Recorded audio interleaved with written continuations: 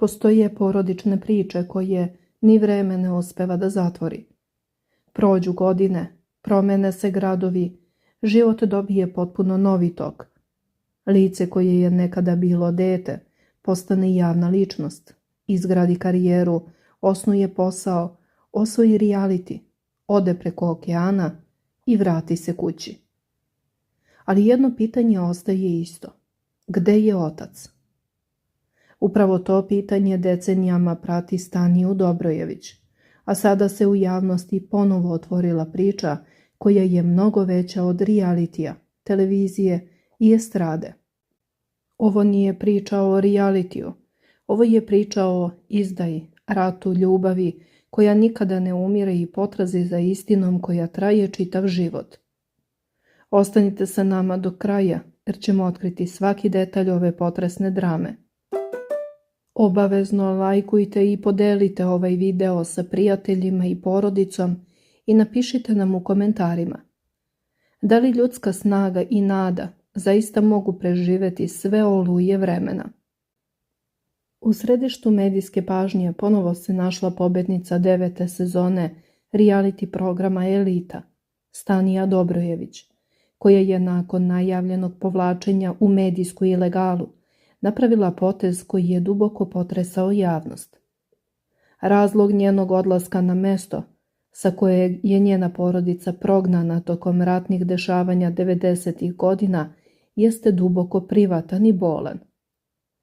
Stanija je posjetila Voćin u Hrvatskoj, prostor sa kojeg je kao devojčica morala da ode, gde se danas prema navodima medija i izvora bliskih porodici odvija ključni proces potrage za posmrtnim ostacima njenog oca, Dragana Dobrojevića. Ali krenimo redom.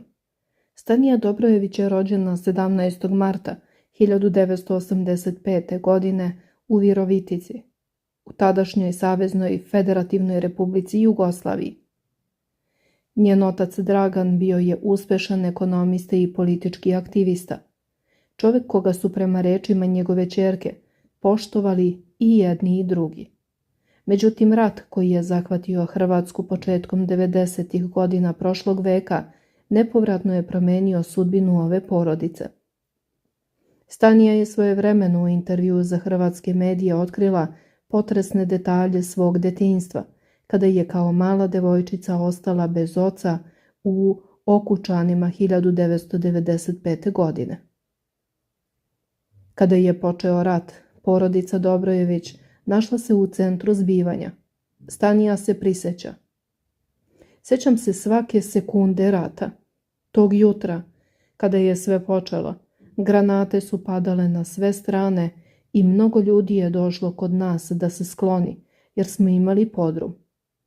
U tom haosu jedna devojčica je pomislila na ono najvažnije, svoje igračke. U celom tom haosu ja sam izašla iz kuće i krenula ka mojoj kućici u dvorištu, koja mi je služila za igru. Želela sam da spasem moju veliku ćelavu lutku. Tata je izleteo za mnom i rekao da će on da mi je odnese. I stvarno je bilo tako. Taj čin koji se na prvi pogled čini kao obična roditeljska pažnja, postao je posljednji susret koji će Stanija imati sa svojim ocem. Tata me jako zagrlio kada smo se rastali i rekao mi je: vratit ću se. To je bio naš posljednji pozdrav, ispričala je kroz suze Stanija. Njene reči odjekuju kao svedočanstvo o nadi koja nikada ne umire, ali i o bolu koji ne prestaje ni nakon 3 decenije. Prema rečima izvora bliskog Dobrojevićevoj, Dragan je stradao na svirep način, nakon čega je njegovo telo, poput tela brojnih drugih žrtava, završilo u masovnoj grobnici daleko od rodnog kraja i mesta na kojem su generacijama počivali njegovi preci. Stanijin otac bio je čestit i pošten čovek. Od 1991. do 1995. godine bio je aktivan u politici. Borio se za pravo svog naroda. Njegova rođena sestra bila je udata za Hrvata. Živeli su u miru sve dok rat nije zavrteo točak zla. Ono što dodatno produbljuje tragediju ove priče jeste period od 2 godine tokom kojeg porodica nije imala nikakve informacije o sudbini Dragana Dobrojevića. Stanija je otkrila da su dolazile različite priče, da je možda živ, da se oženio drugom ženom i osnovao novu porodicu. Međutim, istina je bila daleko brutalnija. 2 godine nismo znali da li je otac živ ili mrtav. Dolazili su sa raznim pričama da je živ, da se oženio sa drugom i osnovao porodicu, sve dok posle 2 godine majka nije dobila fotografiju njegovog mrtvog tela. Ispričala je Stanija u jednoj od retkih ispovesti o ovoj temi. Trenutak kada je Slavica, Stanijina majka, ugledala fotografije, predstavljao je slom svih nada koje je porodica gajila. Dan danas Stanija teško prihvata tu istinu, a slika mrtvog oca ostala je urezana u njeno sećanje. Hrvatski mediji preneli su njene reči. Dan danas to teško prihvatam. Bilo je strašno. 2 godine nismo znali šta se sa njim dogodilo, ali smo živeli u nadi da će se odnekud pojaviti. A onda, jednoga dana je mojoj majci stigla fotografija. I sada se živo sećam tuge i šoka kada smo na slici vidjeli. Ova fotografija koja je stigla iz Hrvatske omogućila je identifikaciju, ali ne i mir. Porodica je saznala da je Dragan sahranjen u masovnoj grobnici, bez ikakvog obeležja, bez krsta, bez pokoja.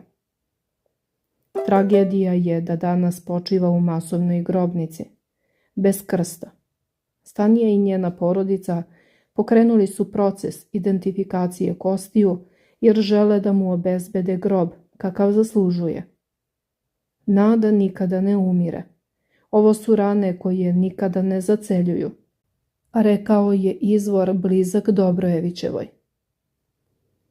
Jedno od ključnih pitanja koje se nameće u ovoj priči jeste zašto je baš Dragan Dobrojević stradao. Odgovor bi mogao da leži u njegovim političkim vezama koje su prema rečima njegove ćerke bile izuzetno jake i uticajne. Stanija je otkrila da je njen otac bio kućni prijatelj Slobodana Miloševića, tadašnjeg predsjednika Srbije, i njegove supruge Mire Marković. Također poznavao je i Željka Ražnatovića Arkana, čoveka čije ime i dan danas izaziva brojne kontroverze. Tatu su mobilisali zato što je bio politički aktivan. Družio se sa Slobodanom Miloševićem i Mirom Marković. Pričao mi je i o cecinom pokojnom suprugu, Arkanu. Bio je dobar i sa njim. Zbog toga su ga i ubili, rekla je Stanija sa knedlom u grlu. Ove veze, međutim, nisu bile samo puka slučajnost. Dragan Dobrojević je bio aktivan politički radnik u periodu od 1991. do 1995. godine, u vreme kada su tenzije na prostorima bivše Jugoslavije dostigle vrhunac. Kao ugledni ekonomista bio je deo tadašnjeg srpskog političkog korpusa i blizak brojnim istaknutim ličnostima tog turbulentnog vremena. Upravo ta bliskost, prema rečima izvora, mogla je biti presudna za njegovu tragičnu sudbinu. Neki mediji navode da je Dragan Dobrojević bio pripadnik JNA, što dodatno komplikuje sliku o njemu, međutim, činjenica je da je on ostao zapamćen kao čovek koji se borio za prava svog naroda, ali i kao otac koji je posljednjim činom herojstva spasio lutku svoje ćerke, simbol detinjstva koje je rat nepovratno uništio. Nakon očeve smrti, Stanija, njena majka Slavica i brat Sani krenuli su u beg. Bili su deo kolone izbeglice iz zapadne Slavonije, koja je bežala od sukoba koji su zahvatili region. Ovaj egzodus, poznat kao Kolone 95. predstavljao je jedan od najtraumatičnijih trenutaka za srpski narod u Hrvatskoj. Više od 200.000 Srba proterano je tokom akcije Oluja, a porodica Dobrojević bila je među njima. Stanija je detaljno opisala trenutak kada su napuštali svoj dom. 1. maja 1995. godine, tog jutra kada je sve to nastalo, ubili su mi oca. Zapalili su kuću, bacili su bombu na auto. Moja majka je ostala sama, sa mnom i sa bratom.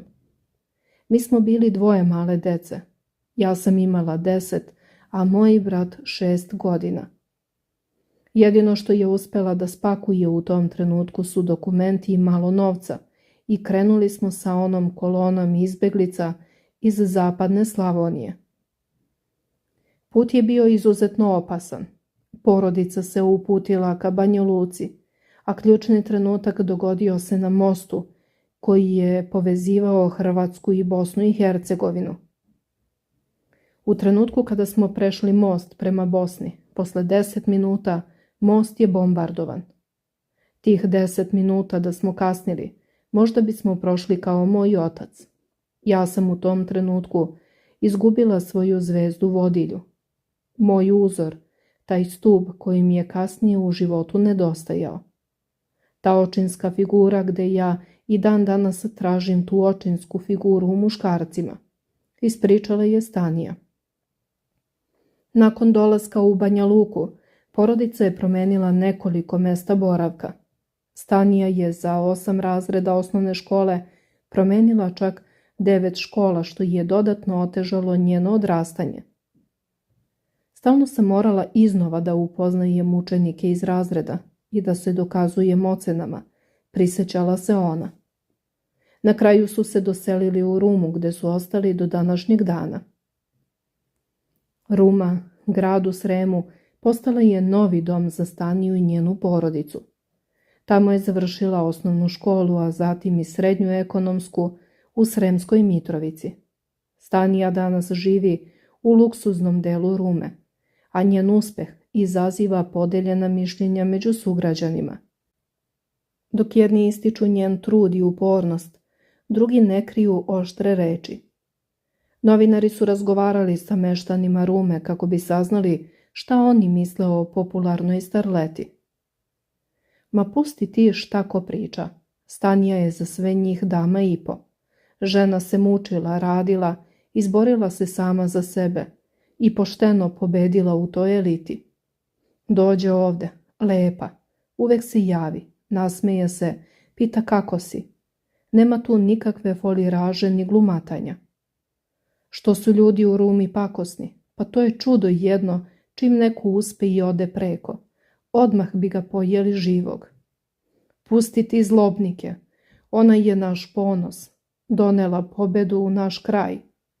Pa neka priča ko šta hoće, rekao je jedan sugrađanin. Sa druge strane bilo je i onih koji su imali potpuno drugačije mišljenje. Ma kakva bre Stanija, Bog s tobom, kakav ponos Rume, sramota me kada čujem, samo se slika, gola do pasa, izveštačena do bola. Ne zna hleb da ispeče, nego samo gleda u taj telefon i gura silikone u prve redove. Šta je ona uradila za ovaj narod ovde? Ništa. Dođe jednom u 100 godina, u crnim naočarima da je niko ne vidi, a puna sebe kao da je popila svu pamet sveta. Rekao je drugi komšija koji nije želeo da sakrije svoj stav. Bilo kako bilo, voleli je ili ne, Stanija krči svoj medijski put, a u međuvremenu je postala i preduzetnica, pokrenuvši sopstvenu liniju sportske opreme za vežbanje, čime je pokazala da, osim realitija i javne scene, uspešno vlada i poslovnim svetskim trendovima, spajajući estetiku i fitness u profitabilan brend. Sada, nakon više od 3 decenije neizvesnosti, Stanija Dobrojević je odlučila da preduzme konkretne korake kako bi pronašla očeve posmrtne ostatke. Naime, kako prenose mediji, starleta je pokrenula proces identifikacije kostiju koje su navodno pronađene u masovnoj grobnici u Hrvatskoj. Ovaj proces, iako bolan, predstavlja posljednju nadu da bi Dragan Dobrojević konačno mogao da dobije dostojan grob i mesto počinka. Prema rečima izvora bliskog Dobrojevićevoj, porodica godinama nije imala precizne informacije o mestu na kojem je sahranjen. Sada se nada da će konačno moći da utvrdi njegov identitet i obezbedi mu dostojno počivalište. Za Stanju ovaj proces ima ogroman emotivni značaj. Ona je svoje detinjstvo provela u senci očeve smrti, a odrastanje bez njega ostavilo je neizbrisiv trag u njenom životu. Kada sam ga izgubila, u meni se rodio bunt i prema društvu, i prema školi, i prema sistemu. Mama nas je vaspitala da nikoga ne mrazimo. Nekad ti se javi da bi se svetio, ali ne znaš ni kome. To su normalna osjećanja kada se to desi. Mama je ostala sama. Sve to je ostavilo traga na nama. Otac mi je mnogo falio, pogotovo u pubertetu, i mislim da se to odrazilo na moju ličnost i na to kakvog muškarca tražim. Uvek je falila očinska ljubav, pa tražim zaštitnika. Očeva ljubav je bezuslovna i ceo život to tražim, ali mislim da to jedino možeš dobiti od oca i majke, a ne od muškarca, zaključila je Stanija. Dok je pokušavala da se suoči sa prošlošću, njen tadašnji verenik Asmin Durdžić u realitiju Elita dolio je ulje na vatru svojom šokantnom izjavom. Naime, tokom trajanja Elite 9, Durdžić je javno raskinuo sa Stanijom, a zatim počeo vezu sa Majom Marinković. Međutim, ono što je najviše pogodilo Staniju bila je njegova izjava da je njen otac, koji je poginuo u ratu, zapravo živ. Ova izjava, koja je odjeknula kao grom iz vedra neba, dodatno je otvorila stare rane. Stanija, koja je svoje detinjstvo provela u neizvesnosti i boli, suočila se sa još jednim udarcem koji je ugrozio njenu emotivnu stabilnost. Durdžić je otišao toliko daleko da je vređao Stanijinu porodicu i na najbrutalniji način doveo u pitanje istinitosti njene životne priče. Ovaj postupak izazvao je burne reakcije javnosti, a Stanija je, umjesto da se povuče, odlučila da se suoči sa istinom na najdirektniji mogući način, pokretanjem procesa identifikacije očevih posmrtnih ostataka.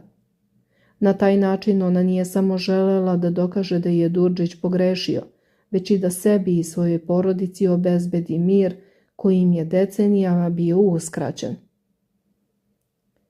Iako je detinjstvo obeleženo ratom i siromaštvom, Stanija je uspela da izgradi impresivnu karijeru i stekne finansijsku nezavisnost. Njen put od izbeglice do uspešne preduzetnice i reality zvezde predstavlja jednu od najinspirativnijih priča sa ovih prostora. Nakon završene srednje škole u Sremskoj Mitrovici, Stanija je upisala ekonomski fakultet u Novom Sadu. Međutim, njena želja za boljim životom odvela ju je u Ameriku. Tokom studija prijavila se na Work and Travel program, a 2005. godine otišla je u Sjedinjene Američke Države sa samo $400 u džepu.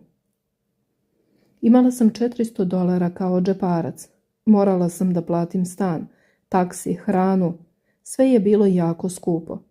Sa toliko novca sam živela 2 nedelje. Jela sam jednu jabuku dnevno da bih zaradila i platila sebi kurs za krupijea, izjavila je Stanija.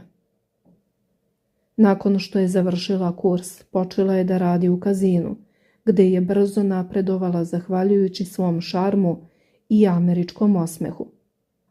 Kada sam vidjela koliko sam para skupila, rekla sam sebi, nestajem dok ne zaradim svojih prvih 100.000 evra. I tako je i bilo. U Novom Sadu sam kupila svoj prvi stan u samom centru grada, novi auto u kojem sam se kao mačkica vozila. Bila sam samo i sebi na vrhu sveta. Niko mi nije bio ravan, prisjetila se ona. Stanija je postala i zaštitno lice kazina Haraz u Atlantic Cityu, a kasnije radila kao krupije i menadžer odnosa sa javnošću u Majamiju. Njena popularnost eksplodirala je kada su 2008. godine na internetu objavljene njene fotografije, koje su prema zvaničnoj verziji ukradene. Tada su je fanovi prozivali srpskom seks bombom, a u Sjedinjenim Američkim Državama dobila je titulu najlepše play golf devojke. Fotografisao ju je i poznati fotograf Arnie Freitag u Playboy vili kod Hugh Hefnera. Pravila sam veliku zaradu za kuću jer sam bila uvek nasmijana, vesela, sređena, imala sam taj američki osmeh. Imala sam separe u koji su dolazile najveće hollywoodske zvezde. Kim Kardashian, Paris Hilton, otkrila je Stanija.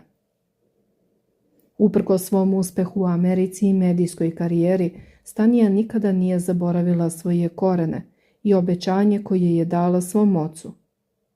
Nakon povratka iz Amerike završila je ekonomski fakultet u Novom Sadu, odbranivši diplomski rad čistom 10. Ovaj trenutak, kako je ispričala, imao je poseban značaj za nju.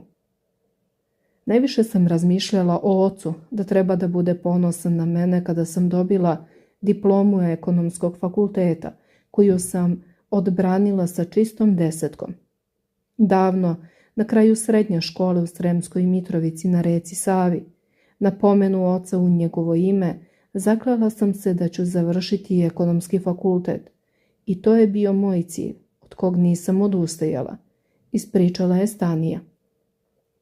Dodala je da je proces bio otežan zbog diskriminacije koju je osjećala zbog svoje javne uloge. Menjao se sistem po Bolonji, a ja sam bila po starom sistemu. Pozvali su me. Dođi da odbraniš ili ćemo ti dati razliku ispita i bit će ti teže. Dali su mi temu koja nikada ranije nije postojala, baš zbog toga što sam bila u javnom svetu, da ne bi bilo da sam prepisala. To je bila diskriminacija, ali sam se pojavila sa porodicom, odbranila sa 10 i to je momenat koji bih voljela da je otac bio tu. I znam da bi bio ponosan. U stvari znam da je negde ponosan, gde god da jeste, zaključila je Stanija. Sada, pokretanjem procesa identifikacije posmrtnih ostataka, Stanija je napravila važan korak ka pronalaženju istine i mira.